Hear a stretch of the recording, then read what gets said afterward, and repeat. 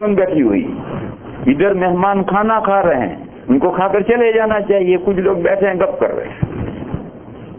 اب حضور ان سے کہہ بھی نہیں سکتے کہ بھئی جاؤ, تو حضور خود اٹھے اور حضور اٹھ کر کے باہر نکل گئے, اور دوسری جو بیویاں تھی سب کے گھر گئے, اس کے یہاں اس کے یہاں مزاج پرسی کر کے کافی دیر کے بعد لوٹے تو اب یہ بیٹھے بیٹھے گپ کر رہے ہیں. ان کو اتنا تو احساس ہونا چاہیے کہ گھر کا مالک نکل کے چلا گیا ہے, آخر کوئی تو وجہ ہے نہیں. وہ اب بھی باتیں کر رہے ہیں. جب حضور واپس آئے تو پھر ان کو کچھ احساس ہوا کہ ہم یہاں بیٹھ کر جو باتیں کر رہے ہیں یہ ٹھیک نہیں, تو پھر وہ اٹھ کر کے چلے گئے. بس ان کے چلے جاتے ہی حجاب کی آیتیں نازل ہوئی ہیں وہیں, اور پہلی آیت یہاں سے شروع ہو رہی ہے, یا ایھا الذین آمنوا لا تدخلوا بیوت النبی الا ان یؤذن لکم. اے وہ لوگوں جو ایمان لائے ہو, نبی کے گھر میں اجازت کے بغیر مت آؤ. یا ایھا النبی یا ایھا الذین آمنوا لا تدخلوا بیوت النبی. نبی کے کئی گھر ہیں, ان گھروں میں سے کسی گھر میں اجازت کے بغیر داخل مت ہو. الا ان یؤذن لکم الا طعام غیر ناظرین انہ. دعوت میں بلایا ہے, دعوت تو دوپہر کو 11 بجے کے بعد کھانا ہوگا, 8 بجے آ کر بیٹھ گئے. ارے بھائی آپ کے یہاں دعوت ہے, ارے بھائی دعوت تو ہے, 11 بجے کے بعد آئیے, 8 بجے آ کر بیٹھ گئے, ہمیں کسی کام کا ہی نہیں چھوڑ. تو کہا اگر دعوت میں بھی آؤ تو کھانا پکنے کے انتظار میں آ کر مت بیٹھو. غیر ناظرین انہ, کھانے کے پکنے کے انتظار میں آ کر مت بیٹھو. ولکن اذا دعیتم فادخلوا, جب تمہیں بلایا جائے تو داخل ہو. وَإِذَا طَعِمْتُمْ فَانْتَشِرُوا, کھانا کھا چکو تو منتشر ہو جاؤ. اسی لمبی آیت ہے, وہ سارے اجزاء بیان کروں گا تو دیر لگے گی. اسی میں آگے جا کر کے یہ مضمون آیا ہے کہ تم جو یہاں بیٹھے بیٹھے گپ کر رہے ہو, باتیں کر رہے ہو, اس سے حضور کو تکلیف پہنچ رہی ہے, اور حضور شرم کی وجہ سے تمہیں کہہ نہیں رہے ہیں. اللہ تعالیٰ دو ٹوک کہتے ہیں, اللہ کو کیا شرم ہے کسی کی, تو اللہ تو تمہیں دو ٹوک سنا رہے ہیں, مگر حضور شرم کی وجہ سے تمہیں کہہ نہیں پا رہے تھے. لہذا کھانا کھا کر بیٹھو مت, دفع ہو یہاں سے. پھر قرآن نے کہا کہ دیکھو تمہارے لیے یہ مناسب نہیں ہے کہ کسی پہلو سے اللہ کے نبی کو تکلیف پہنچاؤ. یہ ایک صورت ہوئی, بیٹھے رہنے سے حضور کو تکلیف پہنچی تو قاعدہ کلیہ بتلایا, وَلَا أَن تُؤْذُوا رَسُولَ اللَّهِ, تمہارے لیے جائز ہی نہیں ہے کہ تم کسی بھی طریقے صورت میں اللہ کے نبی کو ستاؤ, تکلیف پہنچاؤ, یہ جائز نہیں ہے. وَلَا أَن تَنكِحُوا أَزْوَاجَهُ مِن بَعْدِهِ أَبَدًا, اور نہ تمہارے لیے یہ جائز ہے کہ جب حضور نہیں رہیں گے, حضور کی وفات کے بعد میں حضور کی بیویوں سے کبھی بھی نکاح کرو, یہ جائز نہیں تمہارے لیے. پہلا حکم تو یہ آیا.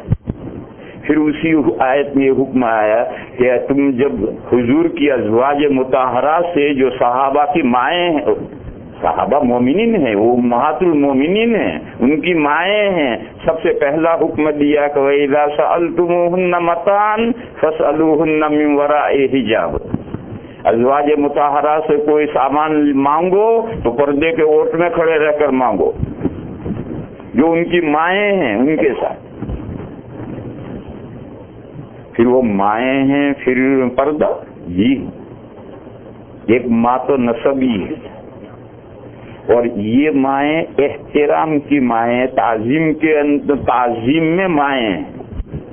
ایک مرتبہ حضرت عائشہ کی ایک شاگردہ نے حضرت عائشہ کو یہ کہا, اے میری امی. تو شاگردہ ہے, عورت ہے, لڑکی ہے, اس نے حضرت عائشہ سے کہا اے میری امی. حضرت عائشہ نے فوراً تو کہا میں تیری ماں نہیں ہوں, میں امت کے مردوں کی ماں ہوں, میں تیری ماں نہیں ہوں.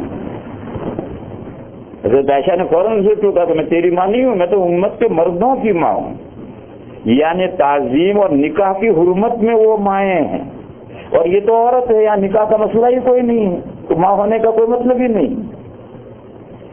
تو بہرحال تعظیم نکاح کی حرمت میں وہ امت کے مردوں کے لیے مائیں ہیں، مگر پھر بھی قرآن نے حکم دیا کہ وَلَا وَإِذَا سَأَلْتُمُوهُنَّ مَتَاعًا فَاسْأَلُوهُنَّ مِنْ وَرَاءِ حِجَابٍ، پردے کے پیچھے سے مانگو۔ پھر آگے چل کر پھر آیت آئی کہ یہ جو حضور کی ازواج ہیں ان کا پردہ کس سے نہیں ہے، تو اس کے لیے مستقل آیت آئی وَلَا جُنَاحَ عَلَيْهِنَّ فِي آبَائِهِنَّ وَلَا أَبْنَائِهِنَّ وَلَا إِخْوَانِهِنَّ وَلَا أَبْنَاءِ إِخْوَانِهِنَّ وَلَا أَبْنَاءِ أَخَوَاتِهِنَّ وَلَا نِسَائِهِنَّ وَلَا مَا مَلَكَتْ أَيْمَانُهُنَّ وَاتَّقِينَ اللَّهَ۔ یہ کہا کہ یہ رشتے ہیں جن سے ازواج مطہرات کا اجنبیوں والا پردہ نہیں۔ یہ کون ہیں؟ ان کے باپ، ازواج مطہرات میں سے ہر ایک کے باپ، ان سے کوئی پردہ نہیں، اجنبیوں والا پردہ نہیں۔ ان کے بیٹے یعنی پہلے شوہروں سے جو ان کے بیٹے ہیں، حضور سے تو کوئی اولاد ہوئی ہی نہیں، جو پہلے شوہروں سے جو ان کے بیٹے ہیں ان کے ساتھ کوئی پردہ نہیں۔ ان کے بھائی ان سے کوئی پردہ نہیں، ان کے بھتیجے ان سے کوئی پردہ نہیں، ان کے بھانجے ان سے کوئی پردہ نہیں، اور مسلمان عورتوں سے کوئی پردہ نہیں۔ ایک مسئلہ ہے جو لوگ جانتے ہی نہیں، اور وہ قرآن کریم میں مسئلہ ہے، وہ یہ ہے کہ مسلمان عورت کو غیر مسلم عورت سے بھی پردہ کرنا ہے، محارم والا پردہ، غیر مسلم عورتوں سے بھی پردہ کرنا ہے، محارم والا، اجنبیوں والا نہیں، اجنبیوں والا پردہ نہیں، محارم والا پردہ کرنا ہے غیر مسلم عورتوں سے بھی۔ کوئی غیر مسلم ہو، ہندو ہو، عیسائی ہو، یہودی ہو، کوئی ہو، غیر مسلم عورت ہے اس سے پردہ کرنا ہے۔ مسلمان عورت کو محارم سے جتنا پردہ کرنا اتنا پردہ ان سے کرنا۔ محارم کا پردہ بھی بتاؤں گا، اس لیے کہا ولا نسائہن، ان کی عورتیں یعنی مسلمان عورتوں سے ان کا کوئی پردہ، ولا ما ملکت ایمانہن، اور وہ جن کے مالک ہیں ان کے دائیں ہاتھ، وما ملکت ایمانہن۔ اس ٹکڑے کی تفسیر میں امام ابو حنیفہ اور امام شافعی رحمہم اللہ میں اختلاف ہو گیا۔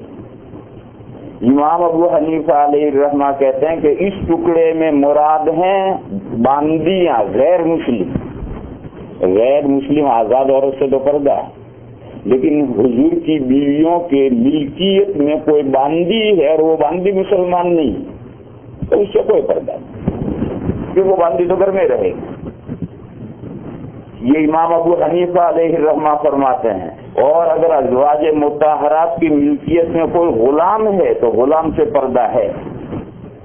حضرت امام شافعی علیہ الرحمہ فرماتے ہیں کہ نہیں، وما ملکت میں ما عام ہے، جو باندی غلام دونوں سے شامل۔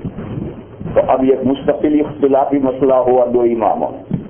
اب تو غلاموں کا سلیب کا زمانہ ہی نہیں رہا، لیکن جب کہ یہ اختلافی مسئلہ تھا کہ ایک عورت ہے، اس کی ملکیت میں ایک غلام ہے، وہ اس غلام کی مالک ہے، تو اس شیطانی اور اس غلام کے درمیان میں پردہ ہے یا نہیں؟ امام ابو حنیفہ فرماتے ہیں، امام شافعی علیہ الرحمہ فرماتے ہیں نہیں ہے۔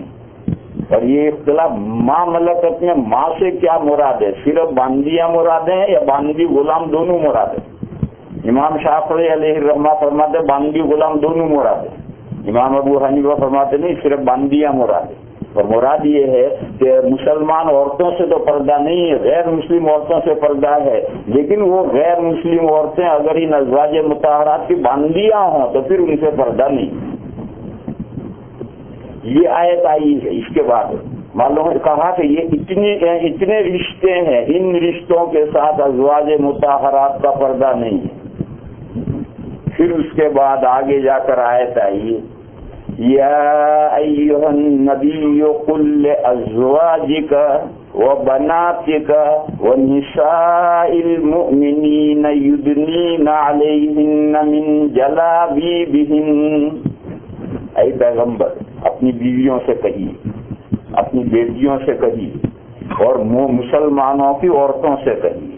بولو کیا سب یہ آگے وہ کسی کا ایکسیپشن نہیں ہے، سب کا تھا۔ اپنی بیویوں سے بھی کہیے، اپنی بیٹیوں سے بھی کہیے، مسلمانوں کی عورتوں سے کہیے کہ وہ اپنے چہروں پر اپنی چادریں کھینچ لیا کریں، یعنی جب ان کے سامنے ان رشتوں کے علاوہ دوسرے آئیں، یہ محارم ہیں، ان کے لیے تو لا جناح علیہن، کوئی گناہ نہیں ان پر، لیکن ان کے علاوہ اگر کوئی شخص سامنے آئے گا یا یہ حضور کی بیویاں، حضور کی بیٹیاں، مسلمانوں کی عورتیں گھر سے نکلیں گی تو کوئی نہ کوئی سامنے آ سکتا ہے۔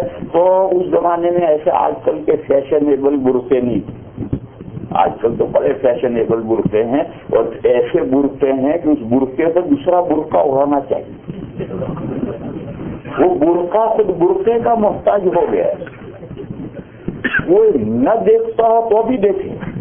ایسے برقعے زرق برقعے ہیں کہ اگر نہ دیکھتا ہو تو بھی دیکھے، لیکن دور اول میں نہیں تھا۔ جیسے ہندوستان میں آپ نے پاکستان میں دیکھا ہوگا، پرانے زمانے کی بوڑھی عورتیں ایک بڑا اوڑھنا اوڑھتی تھی، ساڑی نہیں، ساڑی تو پتلی چوڑائی میں کم ہوتی ہے، وہ بڑا اوڑھنا ہوتا تھا۔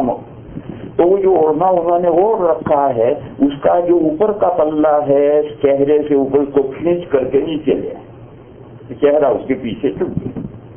جب بھی کوئی ان رشتے داروں کے علاوہ کوئی بھی سامنے آئے یا گھر سے نکلنا ہو تو قرآن نے کہا آپ ان سے کہیے، سب سے، اپنی بیویوں سے کہیے، اپنی بیٹیوں سے کہیے، اور مسلمانوں کی عورتوں سے کہیے کہ یدنین علیہن من جلابیبہن۔